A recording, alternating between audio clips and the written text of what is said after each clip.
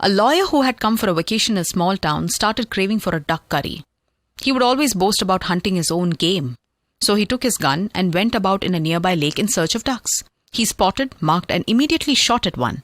The bullet just skimmed through, but also managed to hurt his prey. In an absolute fear, the duck started to fly helter-skelter. In no time, it became tired and fell over the garden of a nearest home. The hunter was determined to get his game for the feast. He entered the house only to find the owner, an old lady, holding his catch. He insisted that she gives it back to him. But she made it very clear that since the prey came and fell in her gate, she deserved to have it. The man threatened to drag her to the court as he was a known lawyer. But the woman said sternly that since he is in her native, it is important to comply by the rule of the land. Moreover, if he presented the case in the court, he might get punished merely for the sake of shooting the duck itself. So she convinced him to try the local argument-breaking rule. The rule was simple. The two parties involved in an argument should take turns to hit each other thrice in a go. The first party to give up and declare should hand over the argument, in their case, the prey to the other. The lawyer agreed and let the old lady hit him thrice.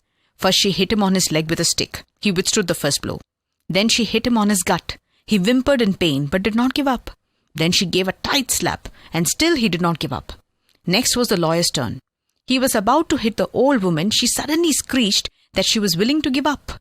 Even though the lawyer won his game, he was in absolute pain. The old lady may not have had her win, but her quick wit and wisdom did bring her some satisfaction. You may not have a lot of possessions at this point of time, but if you are someone who's wise and applies the knowledge and wisdom, you are already secured for life. The Bible also has an interesting point to state. Wisdom is a shelter as money is a shelter, but the advantage of knowledge is that wisdom preserves those who have it. So today, let us make up our mind and seek wisdom. Wisdom from the true living God.